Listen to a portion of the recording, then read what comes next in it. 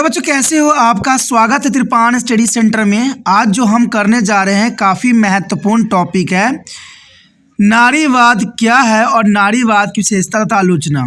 इसमें हम नारीवाद के विस्तार पूर्वक चर्चा करेंगे, उसकी विशेषताओं पर प्रकाश डालेंगे और उसकी आलोचना का भी एनालाइज करेंगे। और ये टॉपिक देखा जाए तो हर एक क्लास के बच्चों के लिए महत्वपूर्ण रहेगा, जिनके सिलेबस में नारीवाद है या उनकी विशेषता है या आलोचना है। चाहे वो बीए हो, चाहे एमए हो, किसी भी क्लास के बच्चे हो, अगर उनमें नारीवाद है तो ये टॉपिक काफ़ी महत्वपूर्ण बनने वाला है। यहाँ पर जो हम कर रहे हैं काफ़ी महत्वपूर्ण है क्वेश्चन, नारीवाद क्या है, नारीवाद की विशेषता और आलोचना, ये काफ़ी महत्वपूर्ण रहेगा। यहाँ पर नारीवाद, देखिए सबसे पहले तो हमें नारीवाद के बारे में जानना है, उसकी विशेषता के बाद में हम बात करेंगे, आलोचना का भी हम विस्तार पूर्वक चर्चा करेंगे। लेकिन सबसे प्रथम जो यहाँ पर रहता है नारीवाद, आखिर नारीवाद क्या है। तो यहाँ पर हम कुछ साइंटिस्टों के जो है थिकनोरोस के विचार यहाँ रखेंगे और उनके विचारों का यहाँ एनालाइज करेंगे, जो कि काफ़ी महत्वपूर्ण रहेगा। सर्वप्रथम अगर हम देखें यहाँ पर नारीवाद के विचारधाराओं के अनुसार, तो ऑक्सफोर्ड के शब्दों के अनुसार यहाँ पर बहुत ही महत्वपूर्ण शब्दावली दी गई है कि स्त्रीवाद स्त्रियों के अधिकारों की मान्यता, उनकी उपलब्धियों और अधिकारों की वकालत करता है।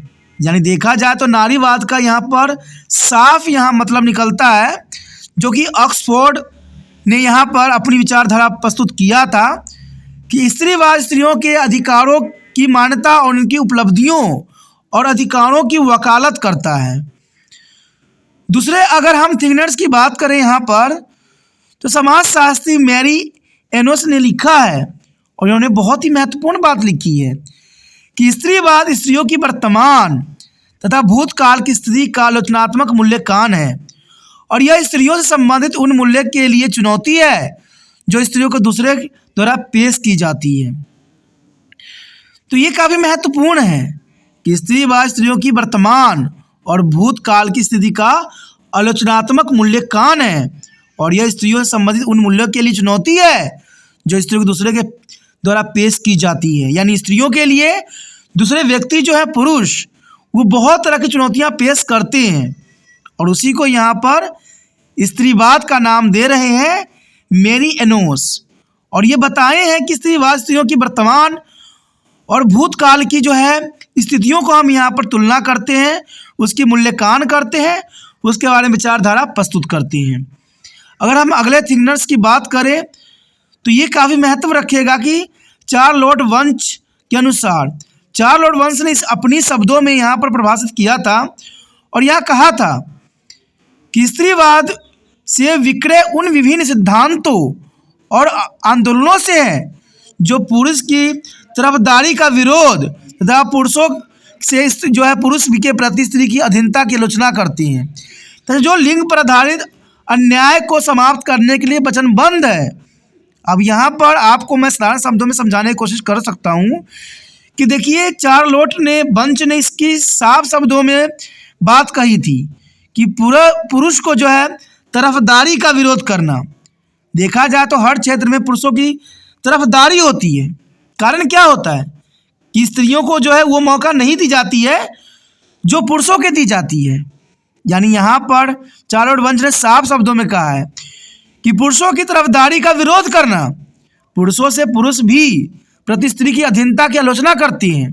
कई पुरुष ऐसे पुरुष भी हैं जो स्त्रियों की अधीनता को आलोचना करते हैं, जो लिंग पर आधारित अन्याय को समाप्त करने के लिए वचनबद्ध हैं। यानी बहुत से हमारे पुरुष भी ऐसे थिंकनर्स हुए जिन्होंने स्त्रियों को आगे बढ़ाने के लिए अपनी महत्वपूर्ण समाज में योगदान दिया।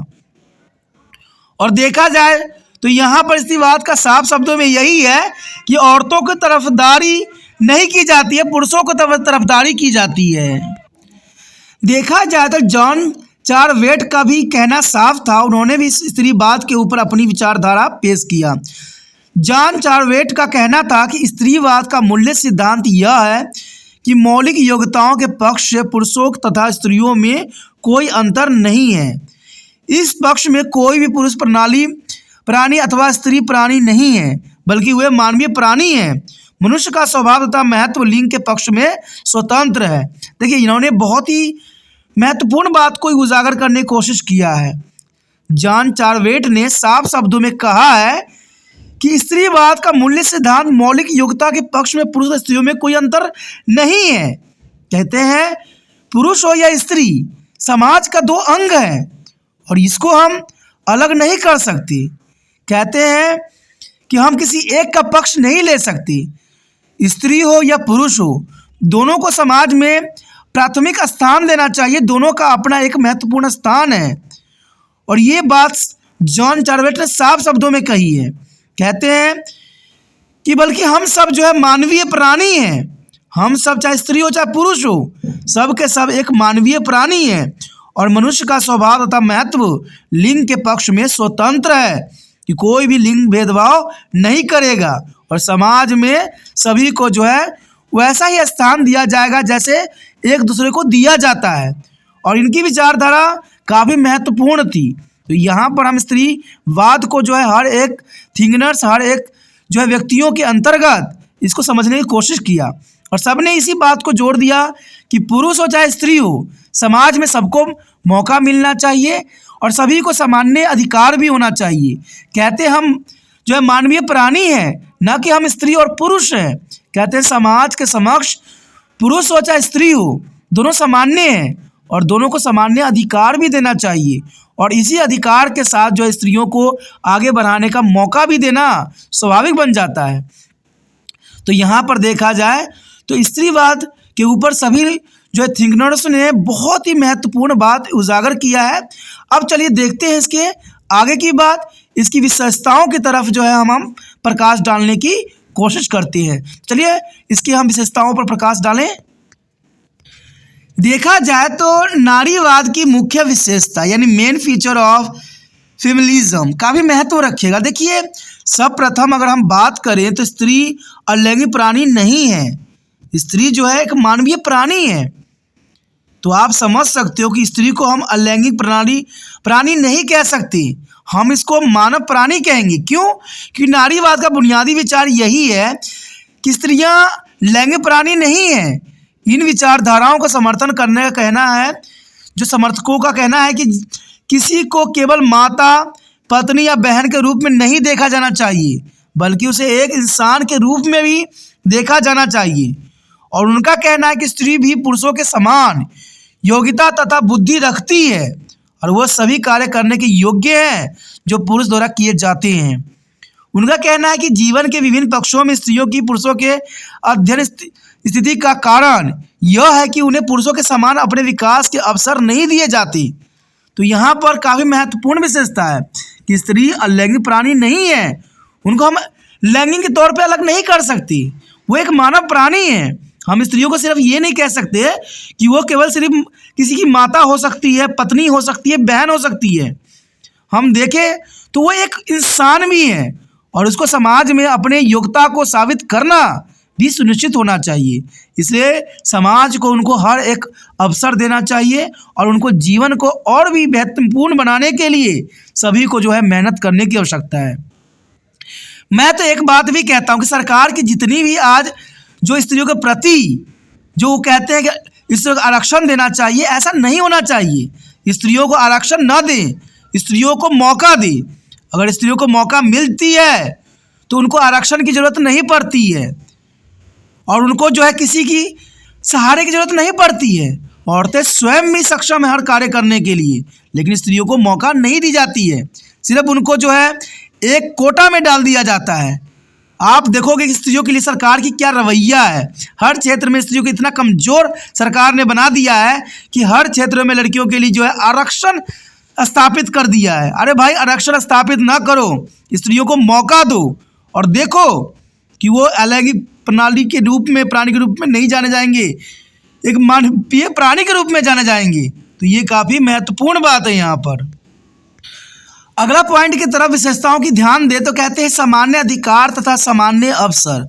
ये काफ़ी महत्वपूर्ण बात है और इसका त्रिपान स्टडी सेंटर भी वकालत करता है कि सामान्य अधिकार और सामान्य अवसर होना काफ़ी महत्वपूर्ण है। नारीवाद के समर्थकों का कहना है कि जीवन के प्रत्येक क्षेत्र में नारी स्त्रियों के पुरुष के समान अधिकार और अवसर प्रदान किए जाने की जरूरत है। उनके अनुसार स्त्रियों के पुरुषों के समान सामाजिक, आर्थिक, राजनीतिक और सांस्कृतिक अधिकार मिलने चाहिए और उन्हें भी पुरुषों के समान अपना भी जीवन स्वतंत्र पूर्वक व्यतीत करने के अपनी रुचि के अनुसार किसी भी व्यवसाय को अपनाने, संपत्ति रखने तथा विवाह और तलाक के अधिकार मिलने चाहिए। जो अधिकार पुरुषों को मिले हैं वो सारे अधिकार स्त्रियों को भी दिए जाने चाहिए। राजनीतिक क्षेत्र में भी उन्हें पुरुषों के समान सफलतापूर्वक अपने मताधिकार का प्रयोग करने और चुनाव लड़ने तथा उच्च पद ग्रहण करने के अधिकार भी होने चाहिए। नौकरियों के मामलों में लिंग के आधार पर उनके साथ किसी भी प्रकार का भेदभाव नहीं होना चाहिए। अब देखिए, सरकार भी इस बात को जो है भेदभाव करती है कि स्त्रियों को कमज़ोर समझती है और उनको लिए आरक्षण करती है। भाई, आरक्षण ना कीजिए, उनके साथ भेदभाव ना कीजिए, उनको सिर्फ मौका दीजिए, उनको सामान्य अधिकार दीजिए, सामान्य अवसर दीजिए और जो हमारे समाज में फैली हुई बुराई है उनको नष्ट कीजिए। और देखिए, स्त्री को एक बार मौका मिल जाने के बाद जो है वो जीवन की हर एक जो है अपनी लक्ष्य में सफलता हासिल कर सकेगी जो वो चाहती है। कहते हैं सिर्फ एक मौका देने की आवश्यकता है और ये हमारा परम सिद्ध अधिकार है। स्त्रियां भी एक मानव होती है, ना कि एक पत्नी, ना कि एक बहू और ना एक बहन।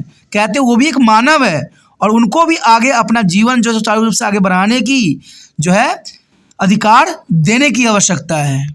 आगे जो हमारे समक्ष आया है पितृ प्रधानता का विरोध, ये काफ़ी महत्वपूर्ण है। आपको पता ही होगा कि हमने जितना भी हमने पढ़ा है हमें पता है कि भारतीय समाज जो है पितृ प्रधान समाज है और कुछ ही क्षेत्र ऐसे हैं जहाँ मातृ समाज देखने को मिला है। तो इसमें कोई दो राय नहीं है।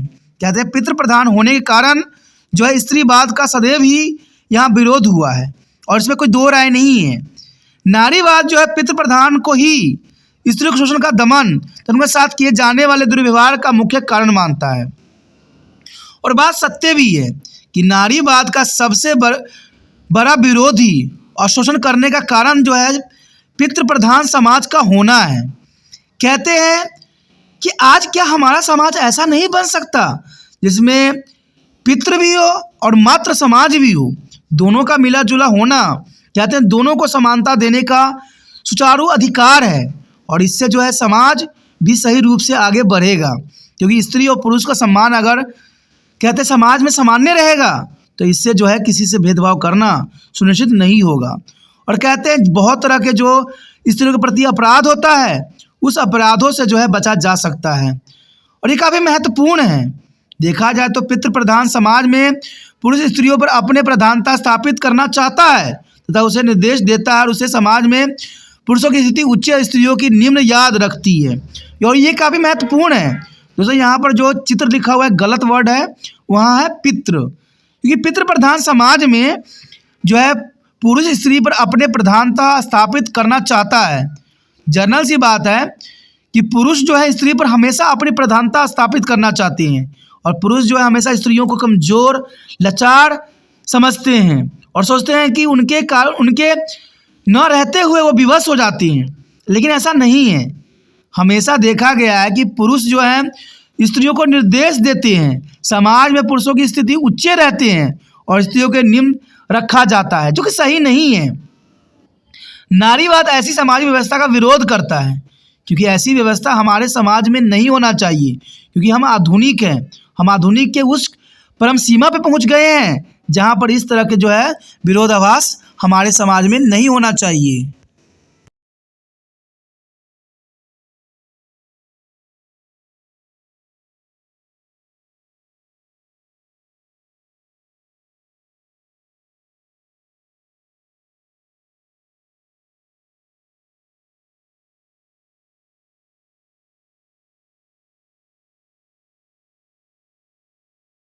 होने में सबसे बड़ा जो खतरा होता है स्त्रीवाद को ही होता है और स्त्रियों को ही ये खतरा उठाना पड़ता है, इसमें कोई दो राय नहीं है।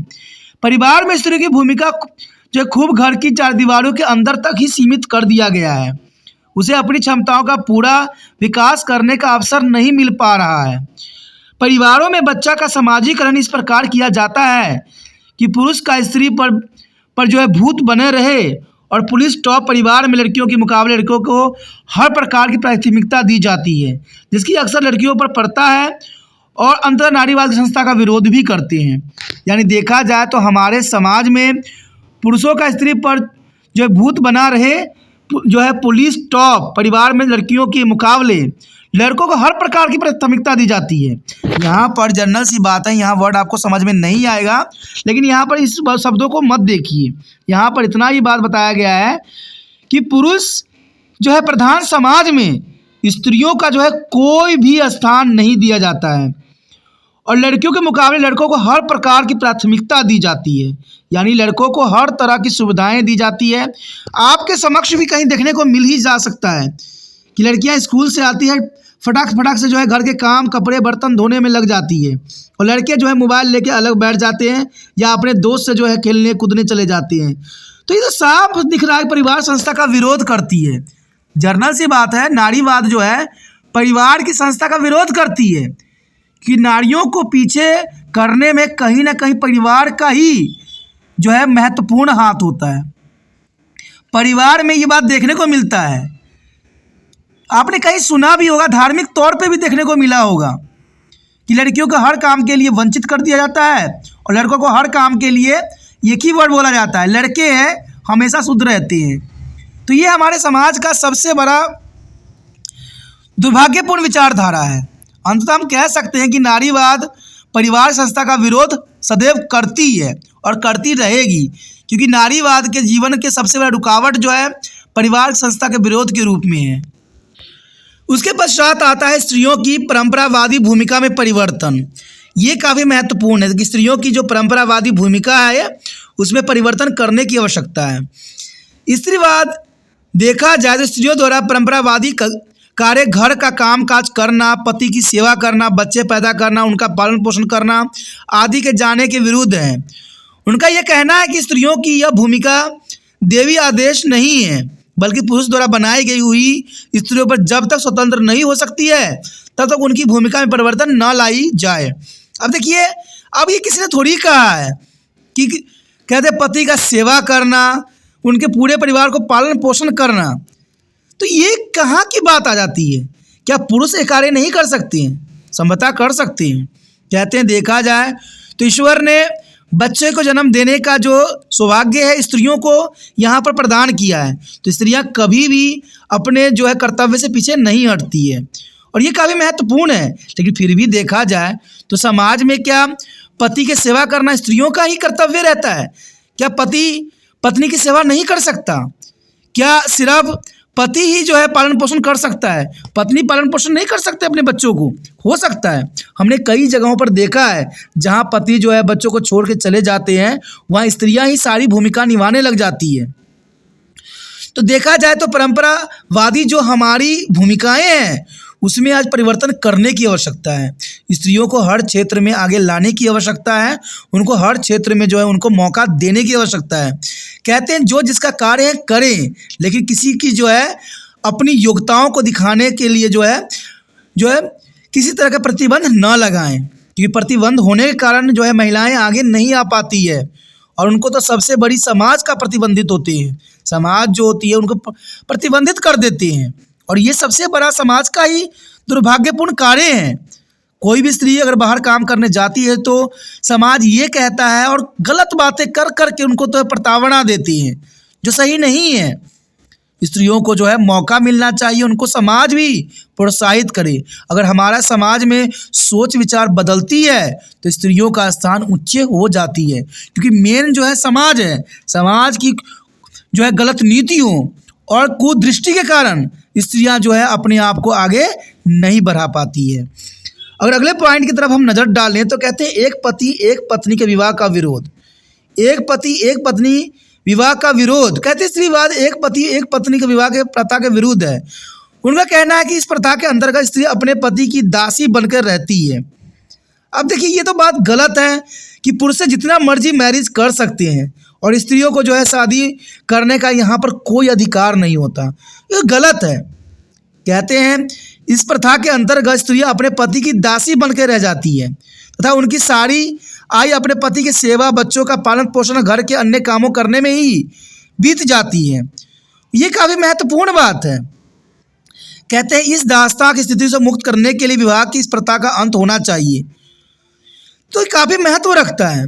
देखा जाए तो एक पति एक पत्नी का जो है विवाह का विरोध जरूर यहाँ पर स्त्रीवाद करता है, और ये साफ करता है कि पति जो है कितने भी शादी कर सकते हैं, लेकिन पत्नियों को ये अधिकार नहीं रख दिया गया है, उनको एक दास बना दिया गया है।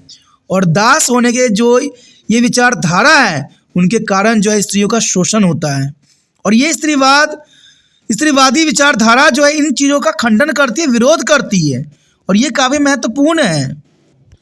अगली पॉइंट की बात करें तो बच्चों की सार्वजनिक देखभाल। स्त्रीवाद के अनुसार बच्चों के पालन पोषण की जिम्मेदारी समाज की होनी चाहिए। बच्चों को जन्म देने तथा उनका पालन पोषण करने के विशेष उपचार गृहों की व्यवस्था होनी चाहिए, जिन्हें बच्चों की देखभाल करने की जिम्मेदारी प्रशिक्षित नर्सों की होनी चाहिए, जो सामूहिक उसे उन बच्चों की देखभाल करें। यानी देखा जाए तो नारीवाद जो है इन बातों को समर्थन करता है कि बच्चों की सार्वजनिक देखभाल होना चाहिए। देखिए यहाँ पर बात थोड़ी सी कहते हैं अलग लग रही है कि जिम्मेदारी जो है प्रशिक्षित नर्सों की होनी चाहिए। इस बात को मैं यहाँ पर खंडन करता हूँ कि ये पॉइंट सही नहीं रहेगा। कारण क्या है कि स्त्रीवाद इस बात को कभी भी सही नहीं ठहरा सकता कि ये नर्सों रहे। देखिए बच्चों की सार्वजनिक देखभाल का अर्थ यहाँ पर यही होगा कि बच्चों का देखभाल जो है परिवार में हो, जिसमें दादा दादी हो, माता पिता हो, बच्चे हो, चाचा चाची हो, सभी हों, तब जाके बच्चों की सार्वजनिक देखभाल होगा। सिर्फ एक स्त्री पर जिम्मेवारी नहीं होनी चाहिए कि एक स्त्री जो है बच्चे के लालन पालन करे और परिवार का कोई सदस्य उसमें हेल्प ना करे। कहते हैं आज ऐसे हमारे संस्थाएं भी बन गई है जो कई जगह पर जो है बच्चों का देखभाल करती है। आपको पता ही होगा कि आज जो कामकाजी महिलाएं हैं स्कूलों में जो होता है बच्चों को जब 2 साल के हो जाते हैं तो उनको एडमिशन करा के स्कूलों में रखा जाता है और उनके जो है डे केयर किया जाता है। तो इस तरह के प्रावधान हैं, लेकिन मैं यहाँ पर एक ही बात कहता हूँ कि बच्चे की सार्वजनिक देखभाल का यहाँ पर मतलब यही रहता है कि बच्चों को परिवार में देखभाल हो, सभी जो है मिल के बच्चों का पालन पोषण करें, जिससे कारण जो है माता को जो माँ है उसको कम से कम तकलीफ़ों का जो है सामना करना पड़ सके और उनको भी जो है आगे मौका मिल सके। कहते हैं परिवार का मतलब ही होता है कि मिलजुल के कार्य को संपन्न करना। इसी बात की तरफ जो है स्त्रीवाद यहाँ पर उजागर करने की कोशिश करता है। उसके पश्चात आता है लैंगिक स्वतंत्रता।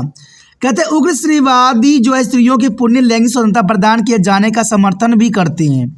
उनका कहना है कि स्त्रियों की अपनी इच्छा अनुसार यौन संबंध स्थापित करने तथा उन्हें तोड़ने की स्वतंत्रता होनी चाहिए।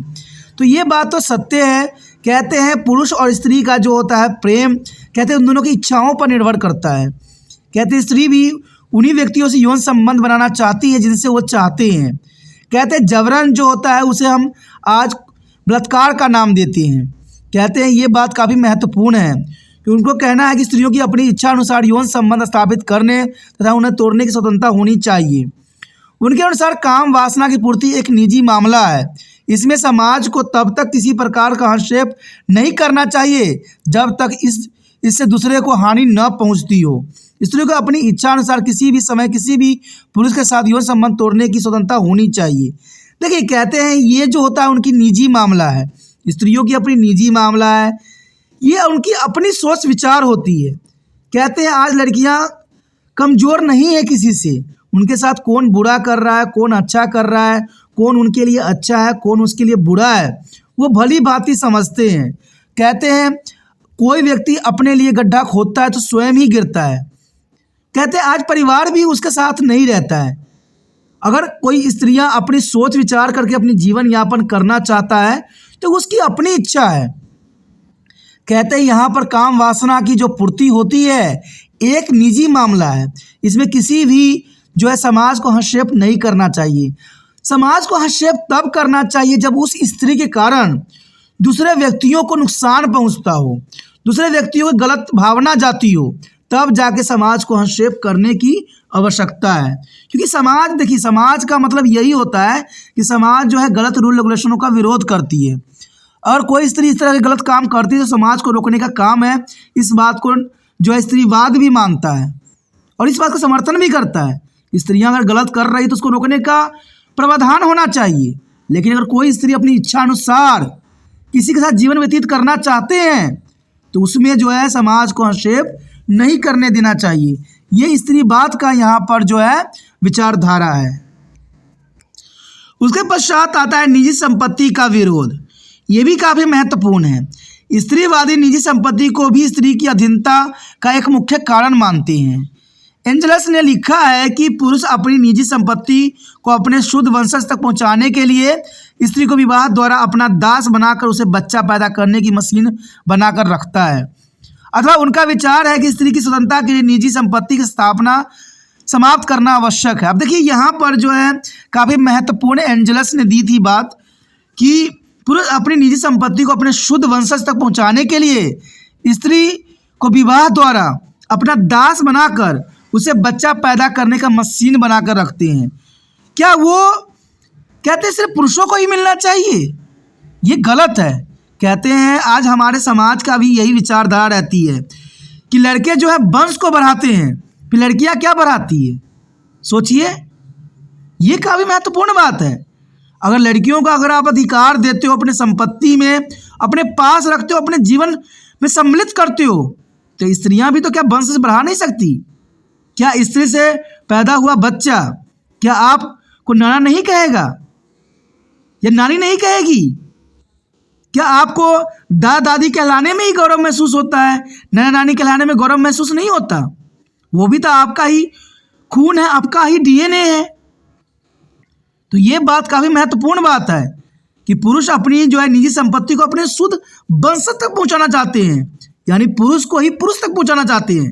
क्या पुरुष स्त्री तक पहुंचा नहीं सकती अपनी संपत्ति का? कहते हैं इंसान मर जाता है, क्या देखने आता है कि उसकी संपत्ति के साथ क्या हो रहा है? आपने जिसको जन्म दिया है, जिसको आपने जो है पाल पोस के बड़ा किया है, वो लड़का भी हो सकता है, लड़की भी हो सकती है। आप अपना वंशज उनको मानो जो आपके समक्ष हैं, चाहे वो लड़का हो चाहे लड़की हो। तो ये बात काफ़ी महत्वपूर्ण एंजलस ने कहा था और ये काफ़ी महत्वपूर्ण है। कहते हैं स्त्री की स्वतंत्रता के लिए निजी संपत्ति स्थापना की समाप्त करना काफ़ी महत्वपूर्ण बन जाता है। अगली पॉइंट की तरफ अगर हम बात करें तो स्त्रियों की आर्थिक स्वनिर्भरता, ये भी काफ़ी महत्वपूर्ण बात रहेगी कि स्त्रियों को आर्थिक स्वनिर्भरता भी होनी ज़रूरत है। कहते हैं स्त्रीवादियों के अनुसार स्त्री एक पुरुष के प्रभुत्व का एक मुख्य कारण स्त्रियों के पुरुष पर आर्थिक निर्भरता भी है। देखिए ये काफ़ी महत्वपूर्ण पॉइंट है कि स्त्रियों की आर्थिक स्वनिर्भरता। कहते हैं आज स्त्रियों को काम नहीं करने दिया जाता है, उनके हर तरह से प्रताड़ना दी जाती है और इसी कारण जो है पुरुष जो है आर्थिक तौर पर जो है स्त्री आर्थिक तौर पर पुरुषों पर निर्भर रहते हैं। तो ये काफ़ी महत्वपूर्ण बात रह जाती है कि स्त्री एक पुरुष के प्रभुता का एक मुख्य कारण सबसे बड़ा बनता है। तो पुरुष पर आर्थिक निर्भरता होती है, औरतें पुरुषों पर आर्थिक निर्भरता होते हैं। इसलिए स्त्री को पुरुष को स्वतंत्रता दिलाने के लिए यह आवश्यक है कि उन्हें आर्थिक दृष्टि से आत्मनिर्भर बनाया जाए। पुरुषों की भांति स्त्रियों को भी उद्योग धंधे में लगाना चाहिए तथा उन्हें पुरुषों के स्थान ही शिक्षित करना चाहिए ताकि वो भी नौकरी अथवा कोई अन्य व्यवसाय, डॉक्टरी, वकालत आदि कर सकें और अपना जीवन को जो है सुचारू रूप से चला सके और वो आर्थिक तौर पर आत्मनिर्भर हों। कहते हैं ये ज़रूरी है। कहते हैं जो पुरुष कमा रहे होते हैं सिर्फ उनका ही नहीं होता ये पैसे, क्योंकि स्त्री का भी उसका महत्वपूर्ण स्थान होता है। देखा जाए तो सुबह से लेकर शाम तक स्त्रियां पुरुष के लिए हर तरह के कार्य करते हैं, तब जाके स्त्री पुरुष जो है यहाँ पर आर्थिक पैसे कमाते हैं और उन पैसों में सिर्फ पुरुष का अधिकार नहीं होना चाहिए, उसमें स्त्रियों का भी अधिकार होना चाहिए और उनको भी बराबरी का मौका देना चाहिए। और ये नहीं कि पुरुष पे जो है स्त्री का जो है आत्मनिर्भरता होना चाहिए। ये काफ़ी महत्वपूर्ण यहाँ पर स्त्रीवादियों ने बताई है कि स्त्रियों की आर्थिक स्वनिर्भरता बनानी चाहिए जिससे स्त्रियाँ आगे आ सकें। अगला पॉइंट जो हमारे समक्ष आया है काफ़ी महत्वपूर्ण है, स्त्री यौन उत्पीड़न वर्ग। देखिए काफ़ी महत्वपूर्ण है। कहते हैं स्त्रीवादियों का कहना है कि स्त्री समाज की उत्पीड़ित वर्ग है और लगभग सभी समाजों में हुए शोषण का शिकार भी है। परंपरागत पितृ प्रधान परिवार में उनका कोई कानूनी दर्जा नहीं है और वह संपत्ति की मालिक नहीं बन सकती और न ही वह नौकरी आदि करके आत्मनिर्भर बन सकती है। आधुनिक समय में भी स्त्रियों को जो अधिकार प्राप्त है वो पुरुषों से कम है और आज भी अधिकार स्त्री अपने परंपरा कार्य का घर काम काज करने और बच्चा पैदा करने, उनका पालन पोषण तथा उनके घर परिवार के सेवा में लगे होते हैं। देखा जाए तो स्त्रियां आज भी अपनी आर्थिक आवश्यकता पूर्ति के लिए पुरुषों पर निर्भर है। ये काफ़ी महत्वपूर्ण यहाँ बात रखता है कि स्त्रियों को जो है अधिकार से भी वंचित किया गया है। हम जानते हैं कि हम आधुनिक युग में हैं, लेकिन आज भी आधुनिक युग में भी जो है स्त्रियों के साथ भेदभाव होना एक आम बात है। कहते हैं आज भी स्त्रियों को अगर नौकरी करने जाती है तो उनके साथ भेदभाव की जाती है, और वो भी आज के समय काल में। कहते हैं अगर कोई पुरुष और स्त्रियों को एक काम दिया जा रहा है, लेकिन इसके रिगार्डिंग इनको वेतन जो है अलग अलग दी जाती है। तो आज बड़े बड़े इंडस्ट्री में भी जो है यहाँ पर लिंग भेदभाव हो रही है, और इससे आप इनकार नहीं कर सकती। आप किसी भी स्त्री से पूछ सकते हो कि एक काम करने के लिए उनके अलग अलग जो है शरीर का प्रावधान किया गया है, ये गलत है। कहते हैं पुरुष से अधिक जो है स्त्रियां काम कर रही होती है, लेकिन फिर भी उनको जो है उस तरह का जो है प्रावधान नहीं दिए जाते हैं जो मिलना चाहिए। कहते हैं आज भी जो है स्त्रियां जो हमारे आधुनिक युग में भी जो है पुरुषों पर निर्भर है, लेकिन ये गलत है। कहते हैं स्त्रियों को भी आत्मनिर्भर बनना चाहिए, हर एक क्षेत्र में अपने आप को आगे लाने की आवश्यकता है। जब तक स्त्रियां अपने आप को आगे नहीं लाएगी, हमारे समाज में स्त्री यौन उत्पीड़न का जो वर्ग बन गई है वो कभी ख़त्म नहीं हो सकता है। और इसका सबसे बड़ा कारण जो है स्त्री यौन उत्पीड़न का वर्ग कहलाने का तो सबसे बड़ा समाज है। समाज जो है स्त्री यौन उत्पीड़न का सबसे बड़ा कारण भी बनता है।